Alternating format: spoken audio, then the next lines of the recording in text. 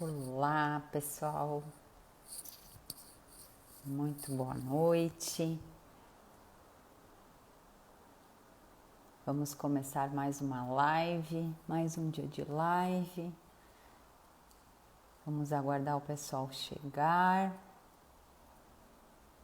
O pessoal vai acenando aí se tá me ouvindo, se tá ouvindo bem, se a conexão tá boa.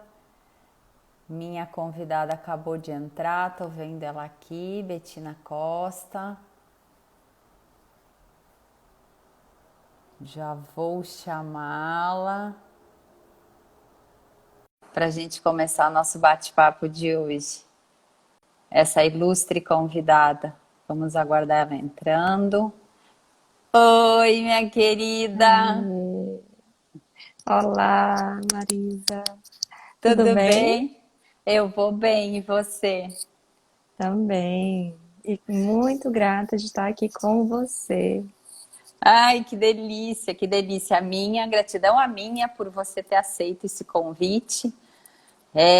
Minha querida Betina, uma colega aí, uma estudiosa que tem muito para compartilhar com a gente. Falando direto do Piauí, não sei se você está no Piauí hoje ou está pelas suas andanças. E, Estou. e seja muito bem-vinda aqui nesse meu canal. A gente vai falar um pouquinho para o pessoal de casa. E eu vou começar te apresentando, né? Para quem não te conhece. Inclusive, eu vou ler, tá? Porque são muitas Ah, qualificações. fica à A vontade. Betina, ela é advogada, você atua na área trabalhista, qualquer coisa você me corrige. Pós-graduada em processo civil, facilitadora de círculos restaurativos, constelações familiares, master em PNL, certificada em advocacia sistêmica, coach, consultora sistêmica, nossa, muita coisa. Mestranda em direito com ênfase em resolução de conflitos, olha que bacana.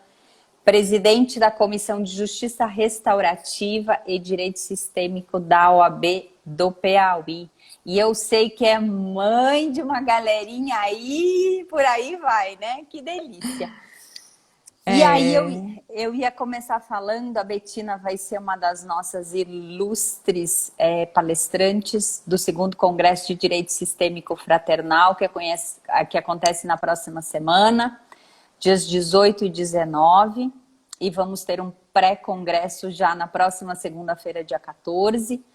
Betina vai ser uma das palestrantes e o tema dela, que ela vai falar um pouquinho com a gente hoje, que o nosso tempo é curto, mas ela vai falar sobre, no congresso, o tema dela, direito fraternal, uma reflexão entre autonomia de vontade e empatia. Nossa, só aí já dá dias de conversa.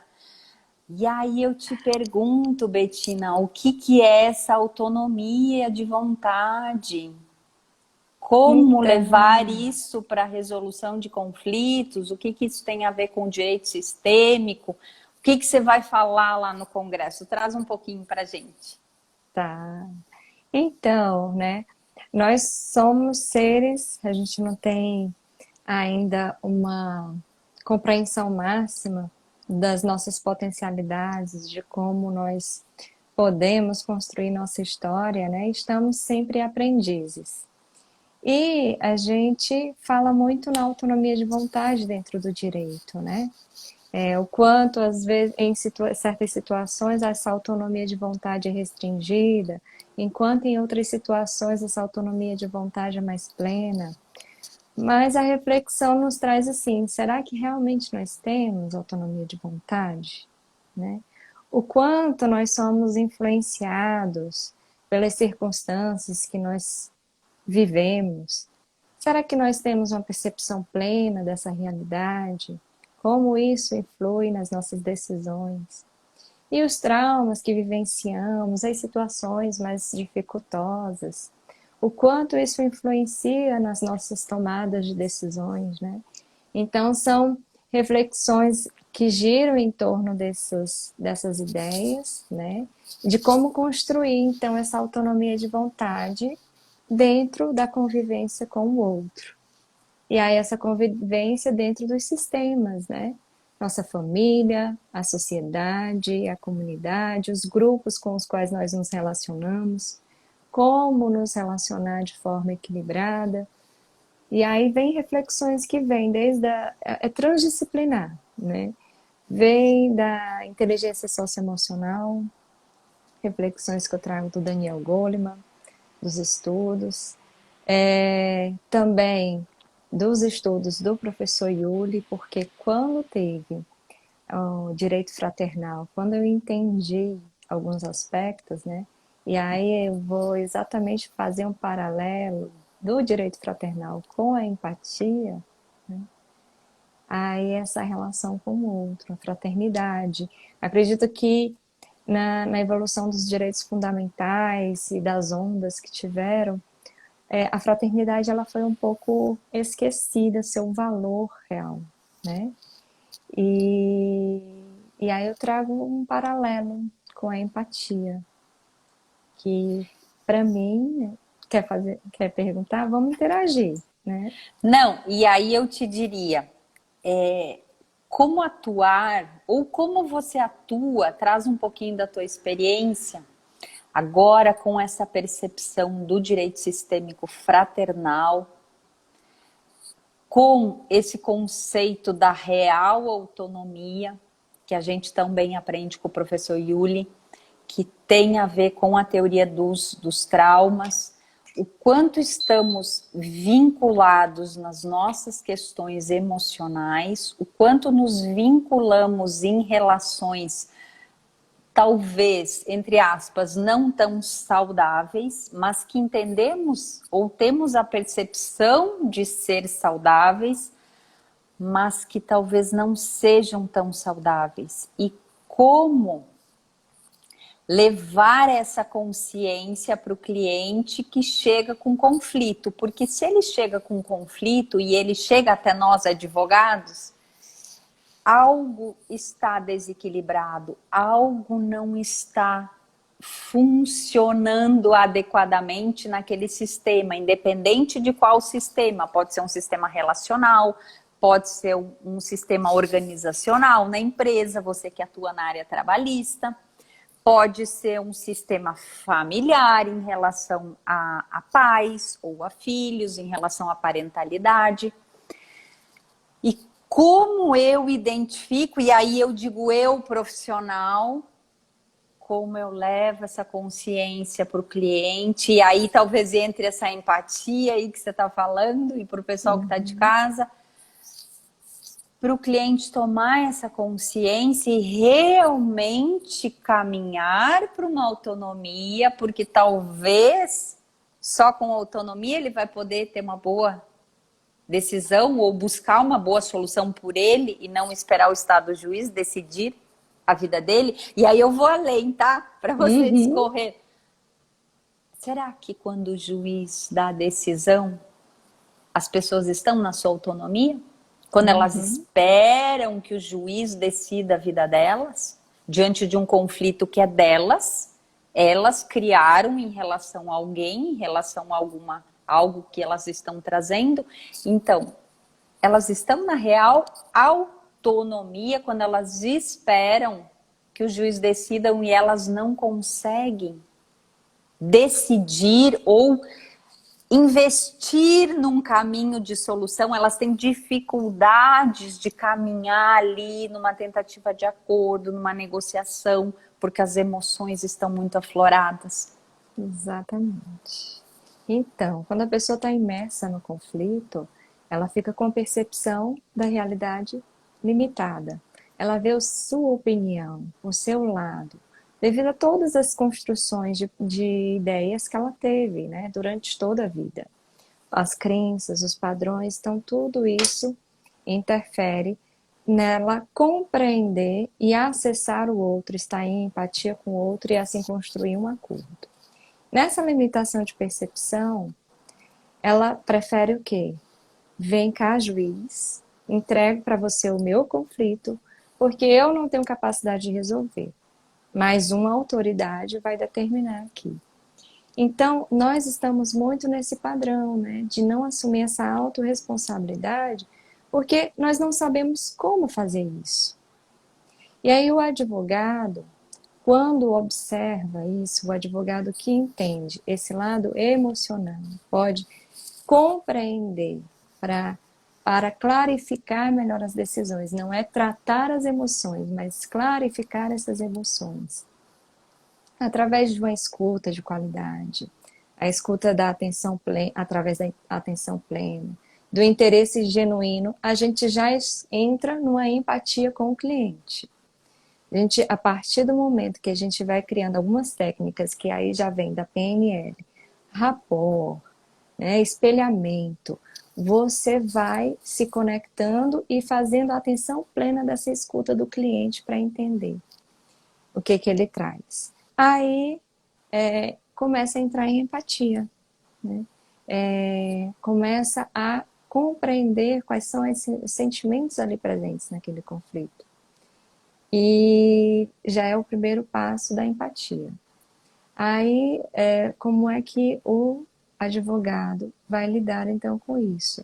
A partir do momento que o cliente consegue se auto-observar, seja através das reflexões geradas por perguntas, seja através de uma visualização do conflito, um mapeamento do conflito também, ele pode estar mais apto a exercer sua autonomia de vontade e não mais delegar essa decisão a um terceiro, né?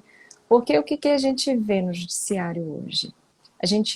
Muitos entregam as suas decisões ao judiciário, muitos saem ganhadores do processo,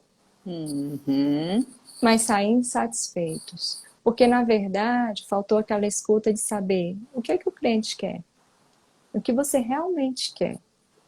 A gente diria, ganha o quê?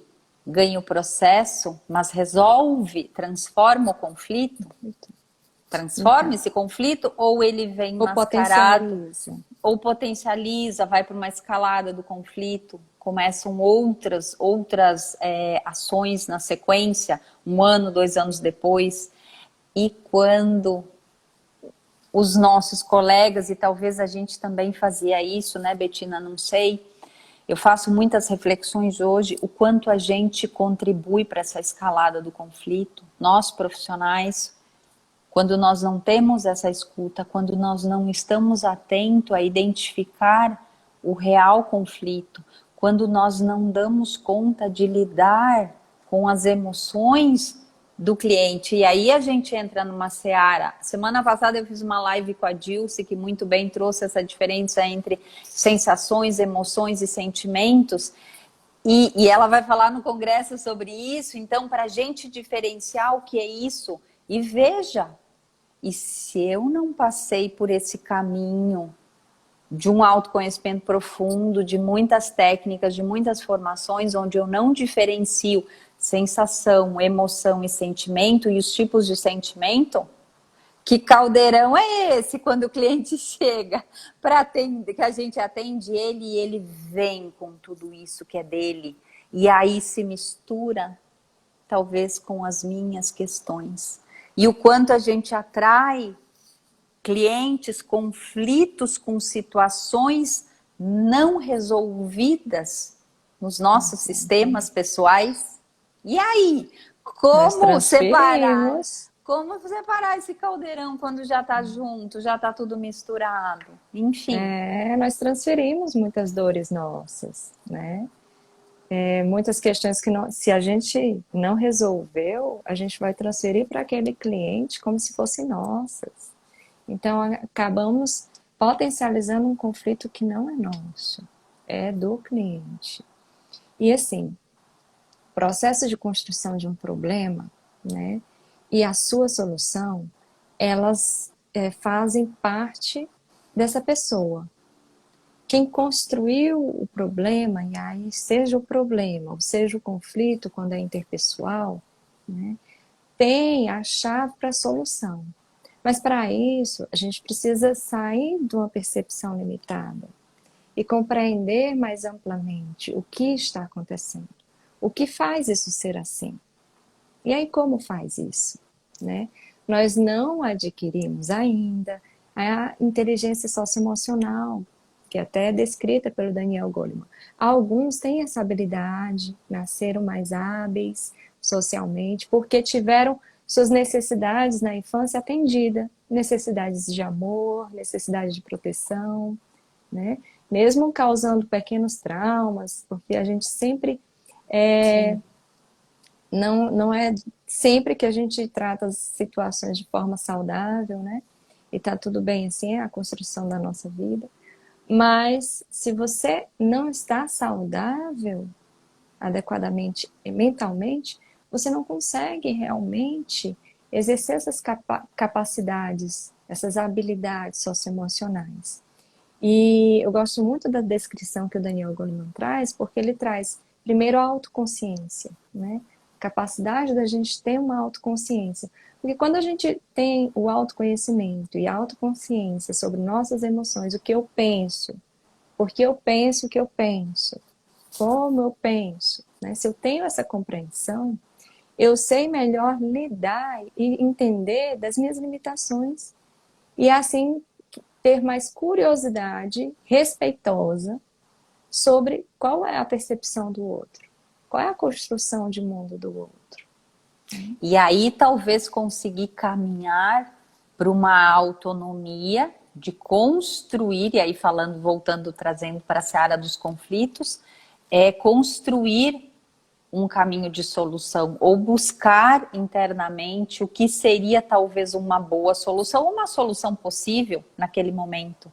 Porque às vezes naquele momento a solução é parcial, mas é uma solução que a pessoa constrói com a autonomia dela e ela não delega para o Estado. Ou depois de quantos anos demora um processo judicial hoje?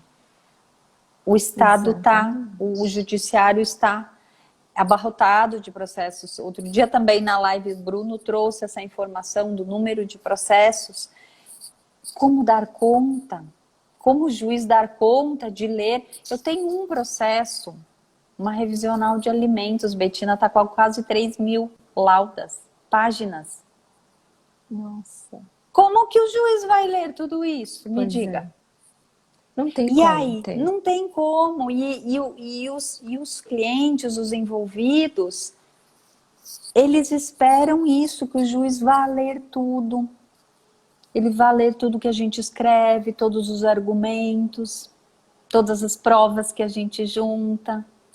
É o ideal, né? Estamos na realidade? Então, nós sabemos que não, né? E o interessante é que, primeiro, cada ser é único, tem sua singularidade e quer ser visto e reconhecido nessa sua singularidade. Quando você é mais um número de um processo, né, pela própria incapacidade do judiciário dar conta de tantos problemas complexos, né, que envolvem não apenas o racional, como o direito foi construído no racionalismo, mas envolve o emocional, envolve esse ser integral, né, o juiz não consegue, obviamente, dar conta de resolver o problema do outro. E aí a pessoa não se sente reconhecida, né? E isso gera conflitos internos, potencializa os conflitos externos, né? Fica uma cotransferência, transfere para outras situações da vida esses problemas conflituosos, né? Então, isso acaba trazendo uma retraumatização das pessoas. E quando nós, no papel de advogados, podemos possibilitar essa caminhada de uma forma a olhar para os conflitos de forma mais ampla, né, acolhendo as emoções ali presentes, trazendo perguntas reflexivas, circulares e possibilitando o diálogo entre as partes, facilitando esse diálogo, não promovendo o conflito, Sim. né, mas promovendo a solução. Essa solução começa a emergir, e as partes se sentem mais fortalecidas, né, para dialogarem entre si e colocar os seus interesses. E aí eu vou te trazer uma pergunta que não é a minha área de atuação e eu acho que vai ser bem bacana. Eu coordeno o grupo de estudos de direito sistêmico aqui da UAB de Campinas. A gente tem um grupo de estudos. E tem algumas colegas que atuam na área trabalhista. Então, sempre vem os questionamentos na área trabalhista e eu levo a minha experiência da organizacional, das empresas, não especificamente da área trabalhista, mas nessa questão de consultoria nas empresas, com essa visão sistêmica. E aí, já que você está aqui, você atua na área trabalhista, porque elas trazem muito presente assim, é um checklist na atuação no advogado trabalhista quando vai atender o reclamante. Fez isso, não fez, horas extras, sabe? Vocês devem ter um checklist se cabe ou se não cabe, quais os pedidos. E aí, como a Betina faz essa conexão, essa empatia, esse atendimento inicial, essa escuta ativa, sendo um reclamante ou uma empresa que vai ser a reclamada no processo. Como você faz isso? Talvez trazer um pouquinho dessa prática que vai ser muito útil. Geralmente, como o reclamante vem? O reclamante vem com uma dor, porque de alguma forma a rescisão é uma exclusão. Ele saiu daquela organização, daquele sistema organizacional do qual fazia parte, né? Então ele vem com uma dor. Então geralmente ele tem uma intenção, uma pretensão superior do que realmente haveria de direitos ali. Porque é uma forma de compensar esse reconhecimento que ele não obteve. E então, no papel de advogada, é trazer essa consciência, né? Sobre quais foram as necessidades não atendidas ali naquela relação. E quais são os interesses reais ali também. Quais são os direitos que ele tem efetivamente, né? E aí a postura é possível dialogar com a empresa para a gente poder conversar com a empresa? Não, só que a postura de judicialização é uma postura mais consensual. Você vai trazer um padrão mais ético, mais consensual nessa postulação, né? Trazendo realmente aquilo que é de direito. No caso da empresa, a empresa se sente, nossa, o que foi que aconteceu? Mas eu paguei tudo. Ela não quer reconhecer a autorresponsabilidade. Então, geralmente, mas não é sempre que os clientes tomam a consciência. A gente respeita o tempo do cliente, né? Então a empresa mas eu não era empregadora. Ele prestava um serviço para mim, era eventual, sendo que estavam ali presentes realmente uma característica de um vínculo empregatício.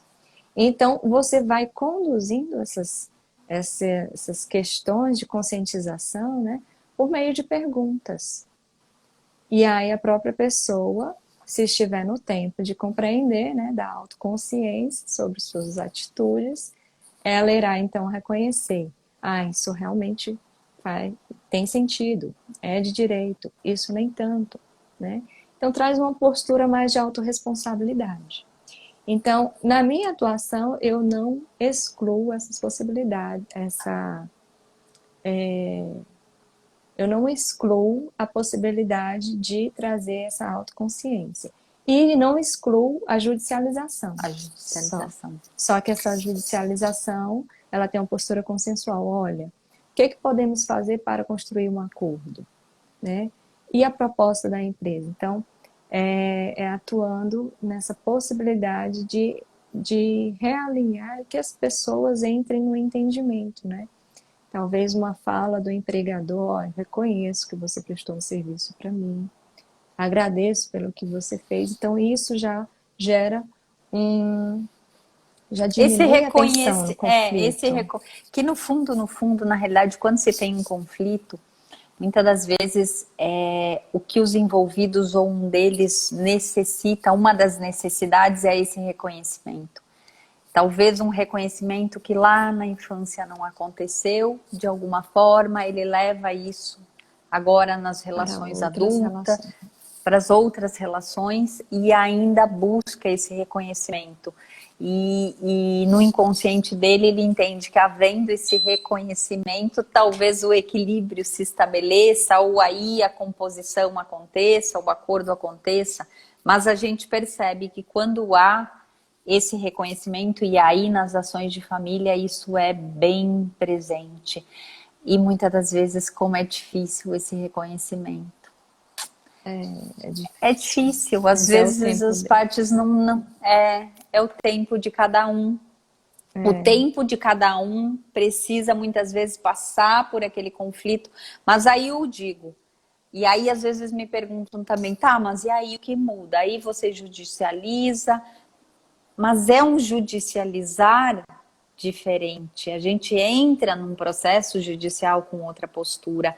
A gente não, é o que eu falei um pouquinho no início, a gente já separa o caldeirão das nossas emoções, dos nossos sentimentos e o que é do cliente. Então esse trabalho eu acho que é fundamental.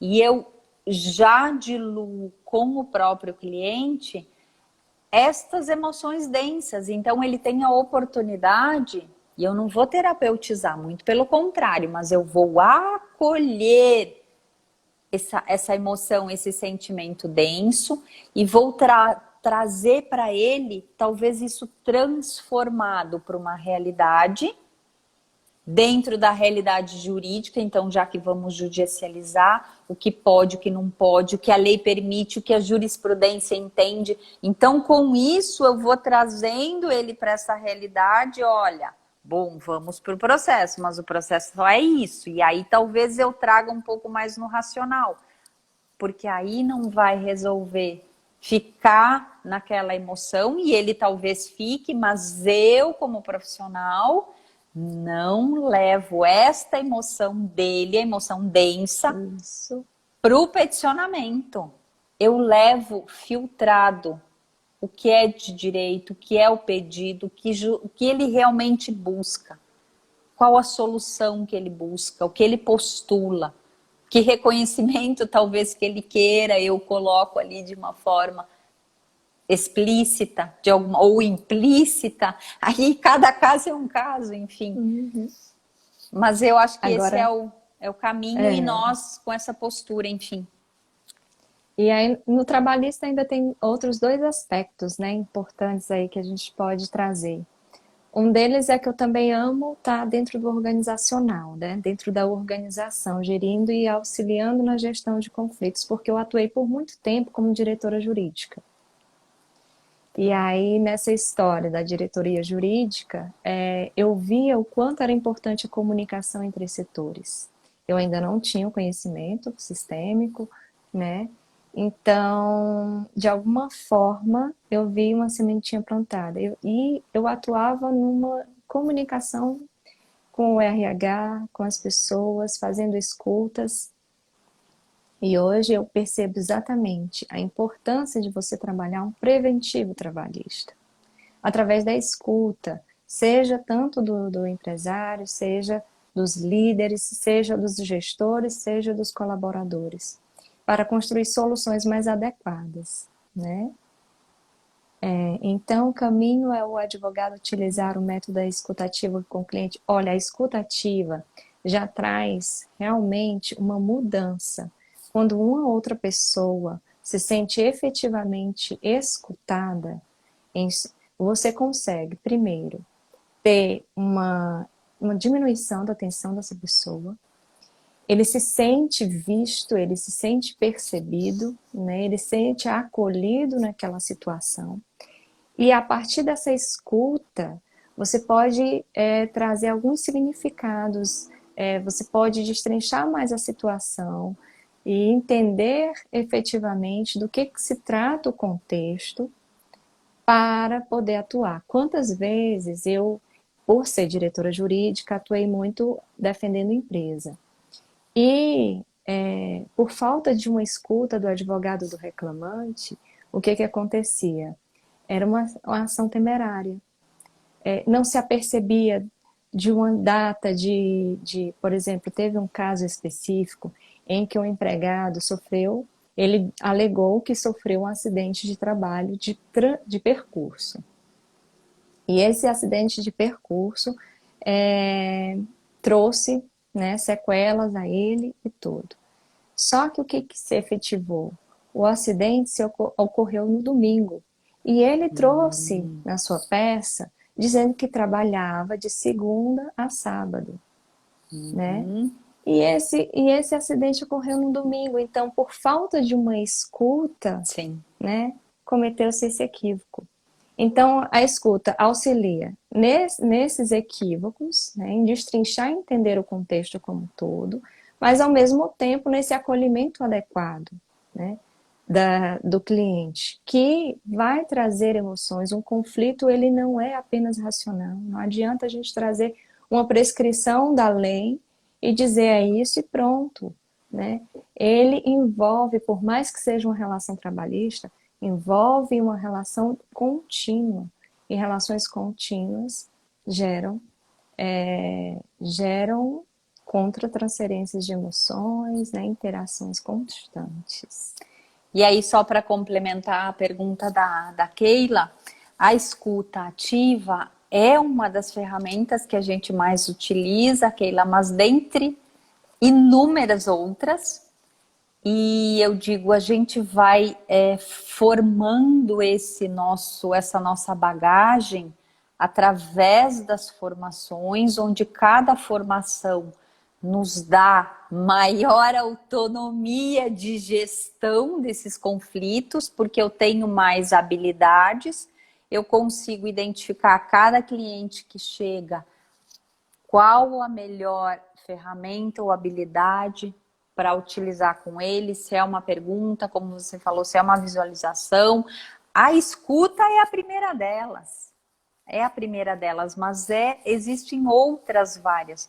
E o quanto nós, profissionais, precisamos estar capacitados e nos treinar nestas novas habilidades, porque senão eu vou continuar resolvendo da forma como eu aprendi na faculdade, que é litigando, que é promovendo conflito, e talvez até, no seu caso, como você trouxe, eu até escute, se eu tiver essa postura, eu escuto, o acidente foi em trânsito, aconteceu no domingo.